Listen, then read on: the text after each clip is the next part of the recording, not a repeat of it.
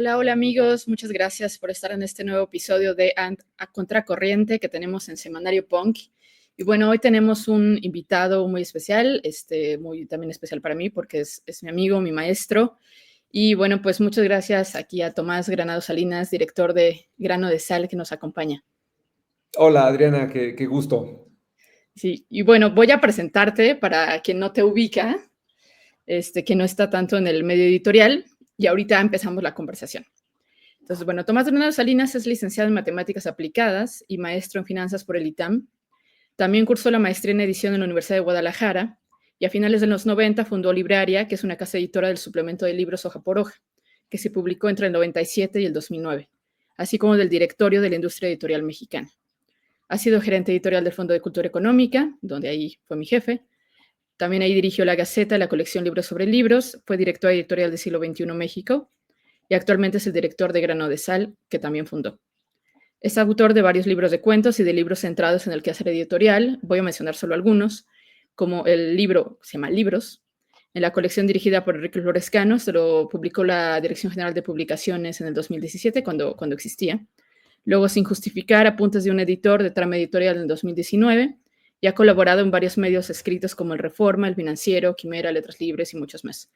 En 2012 fue elegido por la Fundación del Libro, la Fundación El Libro, organizadora de la Feria Internacional del Libro de Buenos Aires, como uno de los profesionales más influyentes de América Latina. Y pues nuevamente, gracias y bienvenido. Pues hola Adriana, qué alegría estar como siempre contigo a contracorriente. Exacto. Y bueno, como te decía ahí tras bambalinas, cuando estábamos como conversando por WhatsApp, el tema de este episodio es el catálogo editorial como un posicionamiento político, comercial o identitario.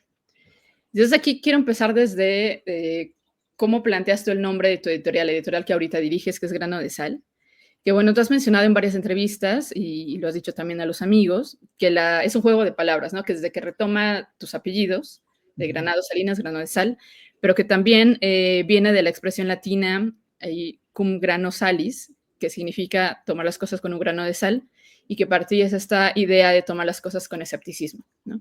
Entonces, yo pienso ahí eso que ya es una postura en sí misma, ¿no? La postura de la duda, la incredulidad. Entonces, ¿cómo esta misma postura que tienes desde el nombre plantea para crear y enmarcar tu catálogo? Mira, lo primero respecto de la incredulidad, me parece que no es un mero deseo de no creer, sino una herramienta para convencerse, digamos. Un poco la lógica es, ante cualquier cosa, ante una intuición, ante una convicción, ante un conocimiento, creo que en general hace bien dudar un poco. En algunos casos dudar mucho, pero inclusive a veces dudar de que uno haya comprendido. Es decir, la duda es un mecanismo de conocimiento, no es un afán destructivo, no es una travesura del intelecto, ¿no? Sino el propósito es consolidar alguna creencia, pero siempre dejar la posibilidad a convencerse de que uno está equivocado, de que alguien más le puede enriquecer el punto de vista. Entonces, no es solo por llevar la contraria, ¿no? O estar a contracorriente como estamos ahora, sino es el propósito último, la ilusión ingenua, porque uno sabe que nunca va a consolidarse, es tener certeza. Y el camino para llegar a la certeza es la duda. Entonces, ese es como que un espíritu vital, como una consigna personal ante un montón de cosas, desde las más triviales como cómo escoger la fruta en el tianguis, hasta qué libros va uno a publicar. Entonces, me gusta como forma de aprender, forma de conocer. Entonces, bueno, eso estaba en mi cabeza muy frecuentemente y cuando estuve buscando el nombre del editorial, una de las ideas detrás era esta, de cómo ponemos el escepticismo. En algún momento pensé que el nombre podía ser Duda Razonable, en fin, una serie de cosas. Duda Razonable es demasiado explícito, ¿no? Y haciendo listas de nombres, apareció en algún momento justamente esta frase de tomar las cosas con un grano de sal, y apareció como esas tres palabras, y consultándolo con Marina Garone, un día me dijo, no, date cuenta, ahí está tu nombre. Entonces, primero estaba la intención de enfatizar la duda, y de pronto apareció, y creo que además fue fantástico lo que vio Marina, y encima pues tiene los elementos de una buena marca, ¿no? Porque es compacto, es recordable, en fin. Entonces, hay una mezcla de oportunismo mercadológico, por decirlo de alguna manera, y una idea importante detrás. Okay. Sí, no, justamente me parece que esto decías, ahí me voy a salir un poquito de mi guión para ir hilando conversación, pero esto que dices de la duda razonable, ¿no? Y esta noción de preguntarse siempre, creo que es lo que genera justamente el pensamiento crítico, ¿no? Si damos cosas por hecho, justamente nos volvemos dogmáticos y yo creo que los libros, y en este sentido un catálogo de libros, tiene que estar generando preguntas. Y de ahí es también ahí voy a la siguiente pregunta, es cómo conformar un catálogo justamente que genere estas como dudas, pero que tenga cierta coherencia y sobre todo que mantenga la coherencia en el tiempo. Y ahí, por cierto, te hago una felicitación de los 8 años de Grano de Sal. Entonces, justamente de ahí voy con esto, ¿no? ¿Cómo en estos 8 años has mantenido esta coherencia dentro de esta duda, dentro de también los vaivenes coyunturales que están pasando en el mundo, etcétera, ¿no? Bueno, a ver, lo que ocurrió con el catálogo es que yo tenía certidumbre, así mediante la duda, pero tenía certidumbre de que yo quería o quiero publicar libros que participen de las conversaciones públicas, ¿no? De asuntos que interesan a más que un grupito. Entonces, de nuevo, ese es el propósito general. Yo quisiera que los libros que salen en Grano de Sal, de algún modo pueden contribuir a una discusión, pues, relativamente amplia. Entonces, desde luego, algunos cumplen más ese propósito, otros menos, pero el sentido de la publicación no es la satisfacción de poner un libro hermosísimo en la calle que a nadie le interese. Lo que yo estoy intentando es conectar, creo que todos los editores, pero para mí es muy explícito, conectar con una discusión mucho más amplia, a veces de carácter político, a veces de carácter científico, a veces de carácter histórico. Entonces, para mí es importante esa idea. Entonces, digamos que llevar la idea de la duda razonable después a la conversación pública, pues, marca unos criterios para seleccionar obras. Entonces, todo lo que yo estoy buscando publicar, ya sea que yo busco en un catálogo en lengua extranjera, así empezamos sobre todo publicando traducciones, o cuando evalúo una obra que me proponen, intento que sea algo más allá de los especialistas, que sea algo que interpele, que no que cause molestia necesariamente, pero que sí dinamice una conversación. Entonces, creo que el eje, y espero que se manifieste cuando alguien vea el catálogo, es que hay esa gana de estar en una conversación. Claro, son muchas, ¿no? Porque son muy diversas. Un libro, digamos, que publicamos el año pasado, por ejemplo, que se llama México, la nación doliente, tiene que ver con el uso y el abuso de la idea de nación a lo largo de la historia en el país. Y es un tema contemporáneo. Estamos viendo hoy cómo se está reinventando, reconstruyendo y necesariamente manipulando la idea de nación para construir un discurso que justifica ciertas políticas. Entonces, un libro que es sobre historia, sobre el siglo XIX, pintura en el siglo XIX, participa en una conversión contemporánea, ¿no? Por decir uno, tenemos un libro desde ya hace un par de años, un poco menos, sobre la militarización. Entonces, esos claramente son de asuntos coyunturales, la militarización en el país. Pero tenemos libros sobre, como el primero prácticamente que publicamos, que es sobre ingreso básico, una idea que está emparentada con los programas sociales que vemos hoy en México, con esta idea de que el Estado debe intervenir de manera frontal, entregando dinero a muchas personas. La diferencia con el ingreso básico es que tiene un propósito filosóficamente muy profundo, que es generar libertad. Y creo que no necesariamente los programas sociales tienen ese objetivo. Pero lo que digo con esto es, ahí hay una idea que ha estado discutida, se ha discutido en los últimos 40 años, digamos, en el mundo occidental sobre todo. Ha habido ciudades en distintos países donde se ha experimentado con eso.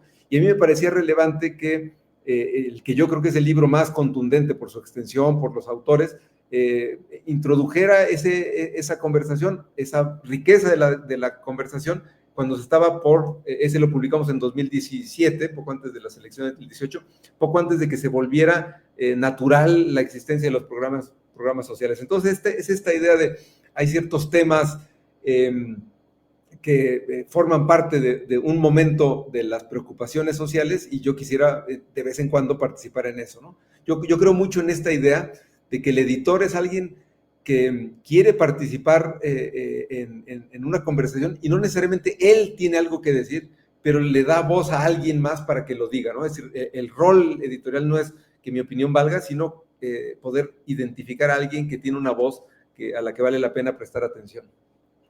Y justamente ahí tocaste un poco de forma, digamos, por los lados, digamos, mi siguiente pregunta, que es, el libro se considera, digamos, si lo simplificamos, por un lado por un bien cultural y por el otro lado en un bien comercial, ¿no? Digamos, está en el límite entre los dos. Entonces, justamente en el catálogo tú, como mencionaste, ¿cómo haces compatibles estas ambas posturas, ¿no? De generar un libro que sea comercial, viablemente comercial, pero al mismo tiempo, como dices, que genere conversación. O sea, ¿cómo lo vas hilando, no? Pues no lo sé, creo que no hay recetas para eso. Sí, yo he tenido la suerte de trabajar en tres entornos muy distintos. Por ejemplo, el gobierno, el Fondo de Cultura Económica, donde la necesidad de resultados comerciales era pequeña, digamos. Ahí había más preocupación por la calidad de lo publicado, por lo pertinente y demás. Luego trabajé un tiempo en siglo XXI, donde sí había más énfasis en que aquello que se publicaba también tenía que ser rentable, al menos en términos razonables, es decir, que se recuperara la inversión. Había una lógica de inversionista. Y como pequeño editor no queda de otra, es decir, y yo creo que eso, que si bien es un problema permanente el de hacer compatible económicamente un proyecto intelectual, por decirlo de alguna manera, es al mismo tiempo una maravilla. En general, uno sale raspado de esto, es decir, la existencia de una editorial como Grano de Sal siempre está en el borde del precipicio, es decir, nos estamos cayendo todo el tiempo. Pero por otro lado, la aspiración es que haya una cierta libertad para publicar lo que creemos que es pertinente y necesario, ¿no? A veces es más impertinente e innecesario lo que publicamos, pero el objetivo es aspirar a una cierta libertad económica, comercial, para poder publicar libros de interés. Ahora, creo que la mayor parte de las editoriales llamadas independientes somos hiperdependientes, ¿no? De distintas cosas. En el caso de Grano de Sal, somos 100% dependientes de convencer a alguien, a veces una institución, a veces una universidad, a veces un organismo gubernamental, de coeditar los libros. Entonces somos 100% dependientes, pero de diversas socios, de diversas cómplices, ¿no? Entonces, mi batalla cotidiana, aparte de corregir textos, cosa que me encanta, redactar las cuartas de forros, imaginar presentaciones y demás, mi preocupación cotidiana es ser microempresario al borde de la quiebra permanentemente, ¿no? Entonces, no creo que haya una respuesta, ni siquiera para mí, es decir, no es que yo tenga un mecanismo que ya esté funcionando a salvo, ¿no? Continuamente tengo aquí como que el aliento de la muerte empresarial soplándome en la nuca, ¿no? Y justamente ahí tú ya medio me respondiste la siguiente pregunta, pero la voy a lanzar de todas formas. Tomando en cuenta esto, que editar de forma independiente siempre un asunto de riesgo o tal vez un tema de fe, depende de cómo lo veamos, ¿consideras que el libro es un factor de cambio o por qué publicar? ¿No? O sea, sí, creo que sigue siendo un agente de cambio. A mí me gusta mucho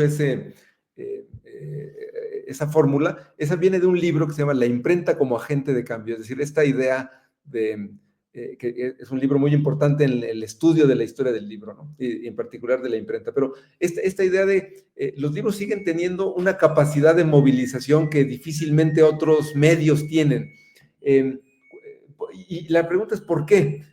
Porque creo que en general hay muchos modos de transmitir mensajes, pero esto es una hipótesis pues muy espontánea, digamos. La profundidad de un mensaje suele estar asociada con la extensión que requiere para ser transmitido, ¿no? Es decir, si yo digo hola, la densidad semántica de ese mensaje es pequeñita, ¿no? Hola. En cambio, si yo quiero transmitir una idea de algo como el ingreso básico, una disposición estatal cuyo mecanismo es la entrega de dinero, pero el propósito es ampliar la libertad individual. Una cosa así solo puede transmitirse con un dispositivo densamente semántico, ¿no? Entonces, creo que en general los libros tienen esa virtud, siguen siendo el paquete ideal, no tienen que ser librotes, pero un libro permite la exposición, la réplica, la autorréplica, la revisión de una idea. Entonces, hay una especie de condición, digamos, natural de que el libro permite esa exposición, sobre todo con esta lógica, ¿no? De que si queremos ser agente de cambio, si queremos ser mera diversión, a lo mejor un TikTok y un textito de 2 páginas son equivalentes, ¿no? Pero creo que para ciertas cosas que requieren exposición, razonamiento, confrontar opciones y demás, el libro sigue teniendo una densidad semántica que difícilmente encontraremos en otro lado. Y luego sigue teniendo un enorme prestigio. También hay que tomar en cuenta, es decir, tiene un valor simbólico que no se ha disminuido, ¿no? Hay mucha gente tal vez que no lee, pero que sigue viendo en el libro esta cúspide de la actividad intelectual, ¿no? Inclusive hay gente que no lee, no escribe y que produce libros, ¿no? Es decir, hemos visto a menudo aparecen, pues, gente que recurre a un tercero, a un escritor en la sombra para escribir un libro porque sigue habiendo el aura de prestigio. Ojalá esa aura de prestigio siempre vaya acompañada de condiciones reales que mantengan ese prestigio, es decir, que no sea solo un espejismo, ¿no? Sí, justamente en un episodio anterior con Carlos Pérez Ricard, a él le hacía la pregunta de esto de que Trump está censurando libros. No sé si te enteraste, pero Trump censuró una serie de libros, entre ellos algo bastante ridículo, que era un libro de esa actriz Julianne Moore, que era sobre una niña que tenía pecas, y Trump lo censuró. eh, no, nadie entendió por qué. Pero a mí lo que me parecía interesante de eso... A lo mejor porque encontró un significado que en inglés no tiene sentido, pero era pecaminoso por tener pecas. A lo mejor, exacto. Pero algo que a mí me parecía como interesante de la idea de Trump censurando libros es pensando, digamos, en una población mundial, no pensemos solo en la mexicana, que cada vez lee menos, que está más adicta a las pantallas y todo esto. ¿Por qué seguir censurando libros, no? Y entonces ahí un poco lo que tú estás diciendo es el valor simbólico del libro. Uh-huh. Y ahí voy un poco a mi siguiente pregunta, que es, estaba yo pensando, mientras elaboraba esta entrevista, en todas estas editoriales históricas que han tenido una función política o han sido como resistencia política. Y, por ejemplo, estoy pensando en Edición de Minuit en Francia, que se creó tras la ocupación, bueno, durante la ocupación nazi, ¿no? Y publicaba todos estos libros como un acto de resistencia, obviamente en el mismo Fondo de Cultura Económica, en el contexto de la Guerra Civil Española, y otros más actuales, ¿no? Pero incluso pienso en una editorial que se llama La Vorágine en Colombia, que también tiene una postura política, etcétera, ¿no? Entonces, ¿tú consideras que los libros, por ejemplo, de tu editorial o los libros en general, tienen que tener una postura política, un posicionamiento político? A ver, no necesariamente. Es decir, quizá hay, como en tantas cosas, hay una postura política de facto, ¿no? Es decir, el que dice yo no quiero, solo quiero entretener, pues ya toma una postura política, ¿no? Normalmente asociamos esto de las posturas políticas a una ideología, a una declaración muy explícita en algún contexto de poder, ¿no? Porque para que sea notoriamente político, ¿no? Entonces, lo primero es, siempre hay un poco de política, no tiene que ser explícito, no creo que sea tampoco de mayor nivel por el hecho de tener una intencionalidad política, no es una mejor edición, ¿no? Los libros que salen de una entidad, sea privada, pública, sea una persona, no porque tenga una intencionalidad política, debemos arrodillarnos y venerarlos solo por esa intención, ¿no? Es decir, porque... pero luego los libros son un camino perfecto para la discusión política. De nuevo, de preferencia, y también hay muchos modos de hacer esa discusión política, puede ser mediante panfletos, manifiestos, análisis sesudos, entonces hay muchos modos de participar en discusiones políticas, y entendiendo por discusiones políticas asuntos que tienen que ver con el poder y que afectan a un grupo relativamente grande de personas, ¿no?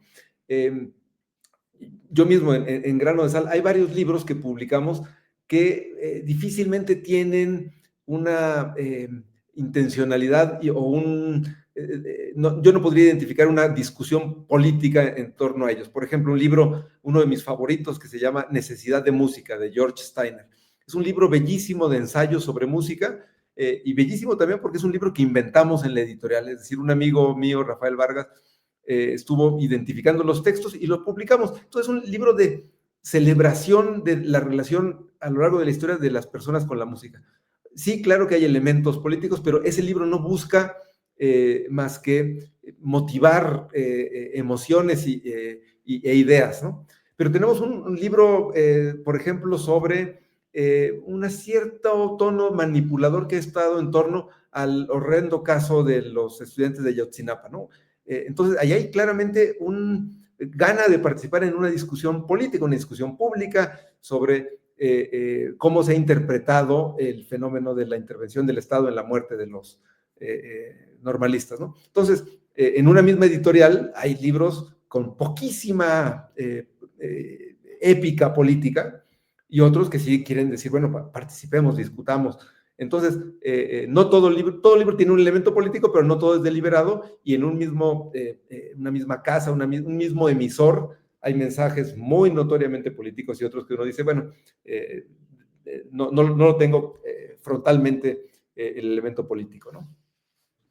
Y ahí estaba yo pensando en justamente esta idea, bueno, libro de Robert Darnton, que justamente se publicó en el Fondo de Cultura Económica, que es Censores Trabajando, ¿no? De cómo los estados dieron forma a la literatura, ¿no? Que se publicó, de hecho, cuando tú estabas ahí, y que ahí un poco habla de hace estudio de tres contextos muy distintos, ¿no? La monarquía borbónica en Francia en el siglo XVIII, el Reich británico en la India en el XIX, y luego el sistema comunista en Alemania Oriental, ¿no? Pero ahí un poco la idea del libro es ver cómo los estados deciden qué sí se publica, qué no se publica en función del mensaje que quieren dar. Y en ese sentido, si los editores, digamos, funcionan, digamos, sin que tengan este poder del Estado en un contexto, digamos, democrático en el que vivimos, y aquí mis comillas intencionales, si podemos decir que el editor es un censor o un curador, o sea, también esta palabra curador se puso muy de moda hace unos años, ¿no? Porque pues sí es decidir que sí publicas, que no publicas, porque difícilmente un editor va a publicar un libro en el que no está de acuerdo, ¿no? Sí, yo creo que se puede, ¿eh? Yo creo que uno puede publicar cosas con las que no está 100% de acuerdo, es decir, sería mucha pretensión tener una coincidencia enunciado por enunciado con lo que publica, con lo que está en un libro que uno haya publicado, ¿no? Yo creo que uno no ejerce censura, sí hay un momento en el que uno ejerce autocensura, es decir, y ese es un momento, yo creo que aterrador y bien grave, ¿no? Es decir, cuando ya hay un temor de que aquello que se va a publicar puede producir efectos indeseables, pero por malas razones. Es decir, si un efecto indeseable es que se suscita una discusión pública en la que uno no quiere participar, es un tipo de cosa, pero si uno está alentando una reacción social desagradable, es otro tipo de cosa. Pero básicamente, la autocensura es hacer imaginar un deseo de la autoridad, ¿no? Entonces, creo que a veces sí, de alguna manera, pues está esa consideración de qué pensará algún ente público con autoridad que pudiera sobre lo que voy a publicar, ¿no? Yo no he tenido nunca esa, por suerte, ni explícita ni implícita, nunca he experimentado una petición de una autoridad, de alguien, para impedir la publicación de alguna obra, ¿no? En ese sentido, también hay que reconocer, la censura hoy es mucho más sutil, mucho más... porque los casos que estudia Darnton son notoriamente cuerpos gubernamentales ejerciendo censura, es decir, hay oficinas a las que se sometían las obras y de las que se obtenía una respuesta, una orientación, una suavizada o directamente la prohibición de publicar, ¿no? Entonces hoy hay, al menos en un país como el nuestro, y por más quejas que podemos tener y temores sobre el afán censor, creo que hoy explícitamente no lo tenemos. Pero lo que sí está claro es que es inevitable no recibir y en algún momento pensar como el censor, ¿no? Como este libro puede golpear. Por ejemplo, yo lo pienso mucho cuando sí estoy corrigiendo un texto. No es tanto autocensura, sino yo creo que para que un argumento sea poderoso tiene que ser muy respetuoso, tiene que ser muy objetivo, porque en las conversaciones, tanto las privadas como en una conversación, digamos, en periódicos, en la radio, etcétera, si la conversación introduce faltas de respeto, si introduce una ironía no productiva, que es como más un chascarrillo solo por el afán de burlarse, o una imprecisión factual, el argumento se debilita. Entonces, en mi lógica, he intentado, y algunas veces le planteo a los autores, modificar un adjetivo, modificar una afirmación. No, quizá está metido ahí el sensorcito que ya hemos absorbido, pero básicamente es con el afán de que el argumento no se vea manchado por estas cosas que lo distorsionan, porque alguien podría decir, no, ahí te equivocaste en un hecho, o ante una afirmación así de irrespetuosa no voy a responder.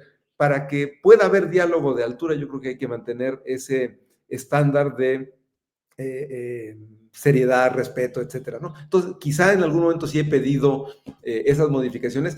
Yo digo, a lo mejor me equivoco, no como censor, sino más como digamos, en la medida en la que el editor es un primer lector, como primer lector que dice, esto debilita tu argumento, ¿no? Entonces, pero sí, está presente ahí un poco la lógica de la censura. Ahora, sí creo que es clave, y aquí me remito a un libro que publicamos hace un par de años en Grano de Sal, es quiénes están en condiciones de ejercer censura, ¿no? Durante mucho tiempo lo hemos asociado al Estado. El momento contemporáneo está claro que hay nuevos actores que ejercen censura.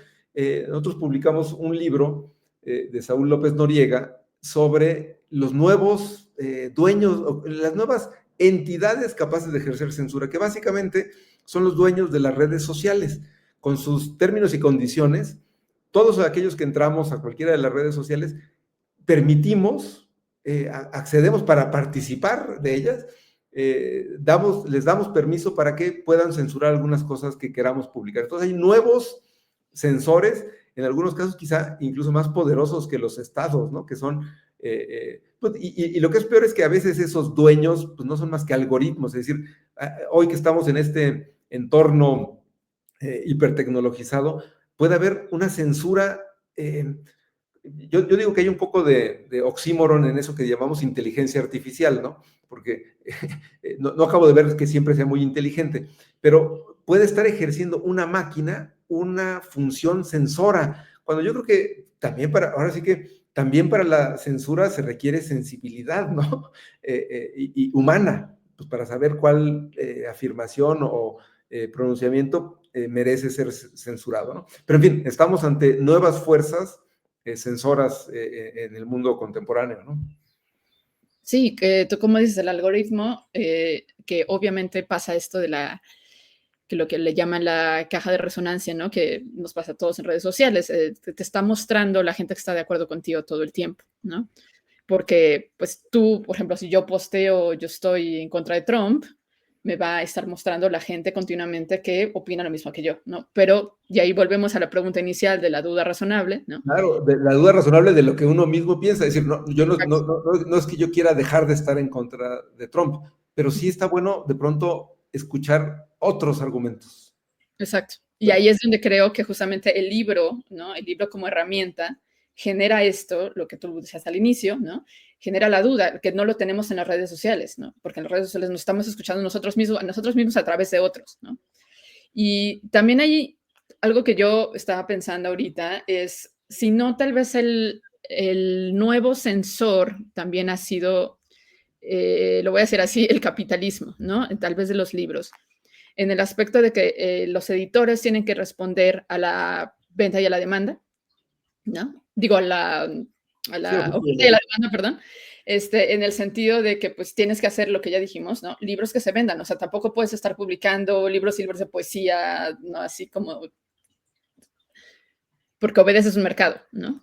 sí, bueno, hay muchos tipos de de edición, puede ser una edición institucionalizada, por ejemplo, ¿no? Un partido político que dijera, vamos a publicar nuestros libros, se vendan o no se vendan, pero porque queremos diseminar un mensaje, ¿no? Y por otro lado, creo que en general las editoriales relativamente grandes, pues han entendido también algo que creo que es muy saludable, que pueden publicar libros que se enfrentan, o sea, libros de opositores intelectuales, es decir, de alguien a favor o cercano al régimen actual y al mismo tiempo un agudo crítico. Entonces, es compatible para una editorial poner esos dos puntos de vista confrontados en el ámbito, en el marco público, ¿no? Es decir, no hay que tomarse una postura y decir, yo formo parte de esa su cuerpo orgánico de pensamiento y solo de un cierto tipo y cualquier cosa que se salga de eso no lo puedo publicar. Creo que hay un cierto límite, es decir, sería muy extraño encontrar una editorial que fuera lo mismo hiperfascista a que fuera otra que creyera en la democracia liberal que estamos viendo debilitada. Pero un poco volviendo al tema, la editorial sí tiene que ver por su supervivencia y eso a veces pasa por la diversidad, a veces casi de opositores entre los autores que publican, ¿no?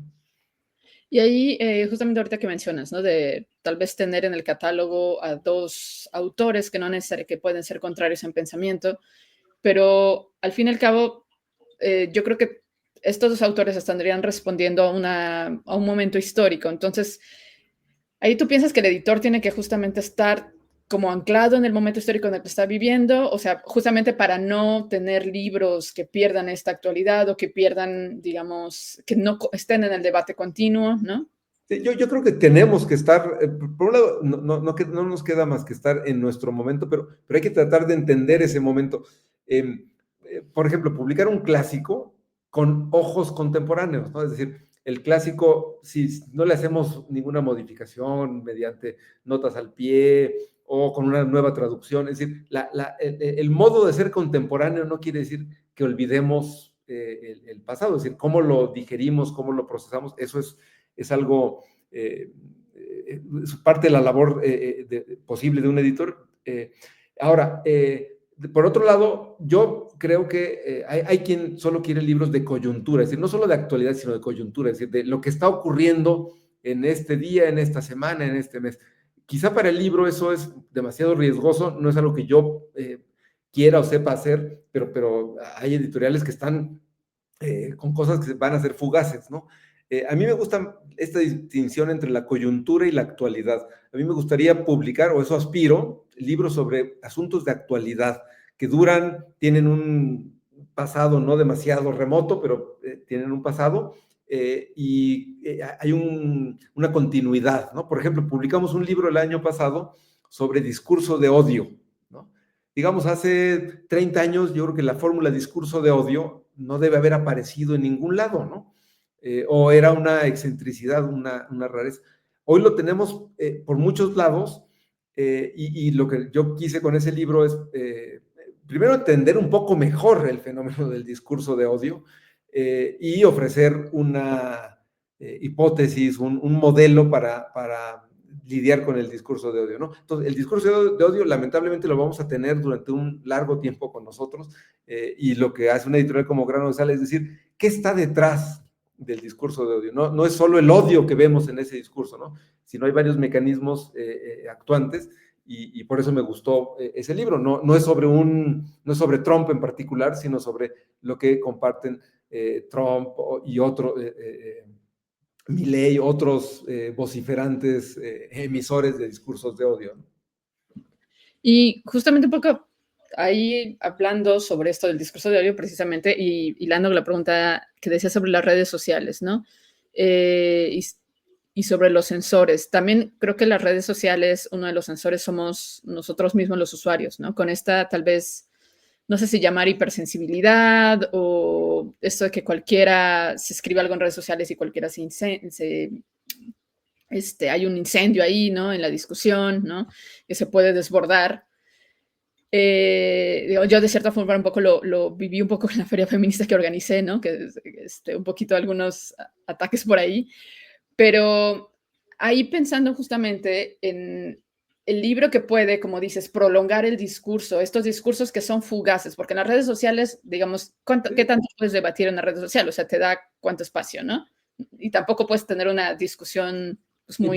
Y por otro lado, qué bueno, ¿no? Es decir, que creo que ahí acabas de definir también parte de la trivialidad de esas discusiones. Muchas de ellas, pues, son infiernitos, ¿no? Es decir, se acaban ahí. Inclusive creo que anímicamente conviene tener claro eso, ¿no? Pues, de pronto puede haber un incendio muy intenso y uno dice, me voy a chamuscar, voy a quedar quemado. Y en realidad es un cerillo, ¿no? Eh, entonces digo, es útil esa matiz, esa distancia respecto de lo incendiario de una conversación trivial o fugaz, ¿no? Sí, y en ese sentido yo creo que el libro, digamos, es un poco la respuesta a lo que dices, la analización de ese discurso, de esa argumentación, si lo podemos llamar así, y por lo tanto la respuesta a ese libro, ¿no? Que amplía la discusión y que dice, bueno, ok, por ejemplo, el caso de los discursos de odio, ¿no? ¿Qué es un discurso de odio? ¿Son válidos? ¿No son válidos? Todo es un discurso de odio, porque de pronto parecería que ya todo es discurso de odio también a veces, ¿no? Entonces, Sí, ¿cuáles son los límites? ¿No? perdón, nada más para decir, la palabra odio se ha trivializado de manera grave, es decir, como dices, es bien fácil decir, tu reacción es porque sientes odio. No, no es odio, es incomodidad, es desagrado, pero odio, yo en lo personal lo reservo, ese sí lo tengo en un nicho, es decir, saco mi odio pocas veces, ¿no? Bueno, pero déjame, respondo un poco a esta idea de confrontar lo que ocurre en la conversación en las redes sociales con lo que puede ocurrir en un libro, en una obra que tenemos en preparación. En agosto o septiembre vamos a publicar un libro que se llama Mar de Dudas, de Carlos Bravo Regidor, que son entrevistas con pensadores contemporáneos, como Federico Finkelstein, como Branko Milanovic, y lo que es interesante, y el libro en el fondo, son entrevistas, pero en el fondo es una celebración del diálogo para avanzar hacia una zona que al principio de la conversación no se sabe que se puede llegar.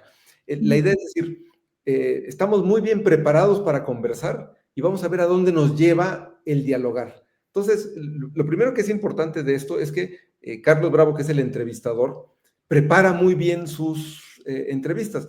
En el caso de algunos autores, lee 5 o 6 obras, pero no las lee por encima, sino puede hacer inclusive alguna tesis de cómo evoluciona el pensamiento del autor, se lo dice el autor y en algunos casos ellos dicen, oye, qué visión tan original. Entonces, con esto lo que quiero decir es que para dialogar hay que prepararse para dialogar, no es fácil y por eso a veces lo que ocurre en esto de las redes sociales no es un diálogo, es una irrupción, una erupción de emociones poco filtradas por la razón, ¿no? Entonces, un poco en el sentido, este libro es justamente la lógica opuesta a la de las redes sociales. Son entrevistas largas, muy bien preparadas, y es un diálogo creativo, ¿no? Entonces, se van diciendo cosas que no están puestas en el origen de la conversación. Quizás es un mensaje muy sutil, pero son 14 entrevistas y en todas ocurre eso. Y en ese sentido, a mí me gusta, entre otras, aparte de lo que dice cada uno de los autores, como el espíritu de conversar para enfrentar las dudas de las dos partes, de los dos interlocutores, ¿no? Sí, y justo creo que en estos momentos donde todo está enardecido, o sea, estoy pensando incluso lo que está pasando ahorita, Irán, Estados Unidos, Israel, ¿no? Eh, donde todo se vuelve como muy volátil todo el tiempo, y incluyo lo de las redes sociales, estas discusiones, ¿no? Y pienso en el libro tal vez como una herramienta para la diplomacia, ¿no? Como tú lo estás diciendo, para justamente generar argumentos, ¿no? Y generar discusiones mucho más amplias. Pero por desgracia, lo que yo percibo es que la gente cada vez está menos interesada en estas discusiones amplias, están más, como tú lo dijiste, en esta cosa como de me enojo, escribo algo, lo primero que me viene a la cabeza, ¿no? Y entonces, ¿cómo funciona justamente hacer libros en un mundo que está acostumbrado a lo efímero, a la respuesta rápida, a la respuesta no informada, a decir lo primero que te viene como una especie de vómito, ¿no? Uh -huh. cómo contrarrestar esta fuerza, ¿no?, de la inmediatez que nos está llevando el mundo de cierta forma?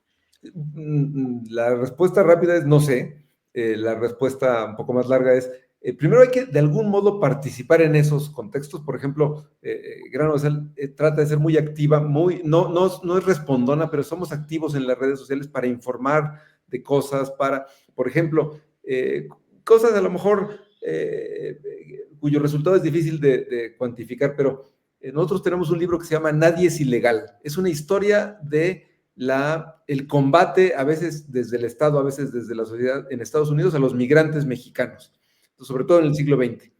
Tiene un poco del siglo XIX, y entonces nos parecía relevante que en el contexto de estos levantamientos en Los Ángeles, y sobre todo en Los Ángeles, pero en otras ciudades también de Estados Unidos, pues mirar desde las redes sociales, anunciar, oye, nosotros tenemos ahí un libro de 400 páginas que cuenta otros episodios, cuáles han sido los discursos. De nuevo, esto simplemente para tener una visión un poco más amplia, no es que esté la respuesta, ni al origen del problema, ni a qué va a pasar después, pero sí decir,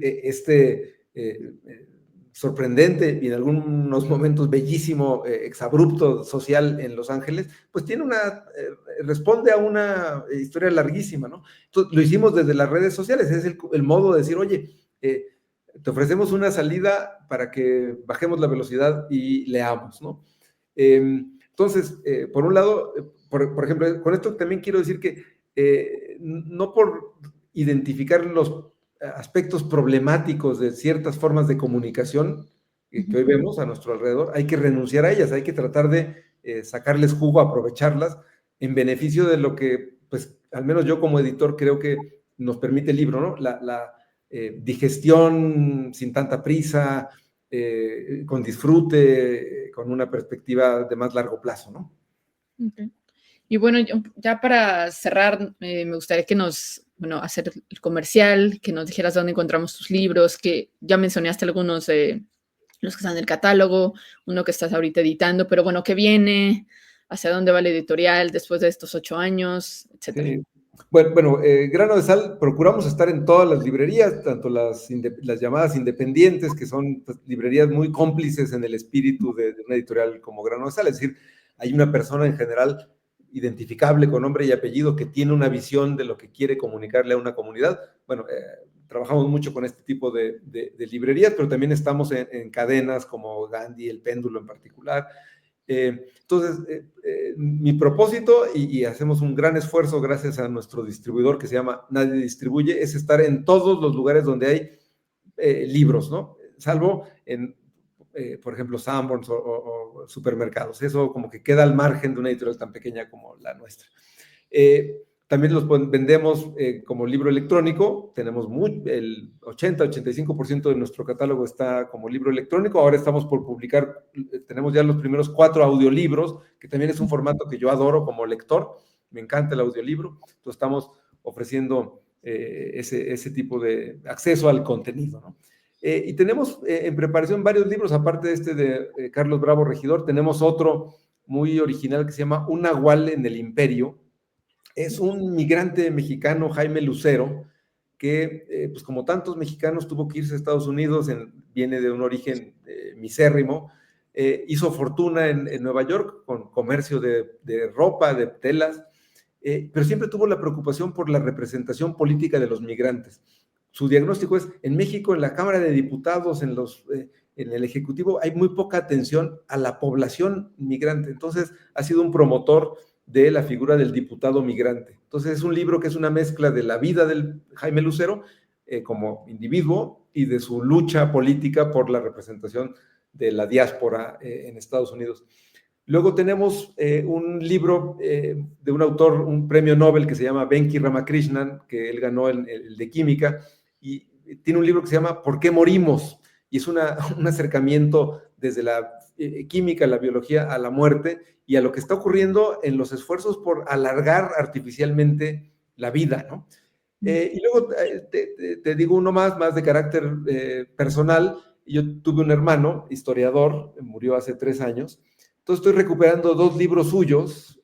Uno es un libro sobre el origen de la Revolución Francesa, en el bicentenario de la toma de la Bastilla, él escribió diariamente en la jornada una notita como periodística, se juntó en un libro y tuvo alguna circulación. Lo estoy recuperando, es un libro muy emocionante, permite un ángulo distinto al inicio de la Revolución Francesa.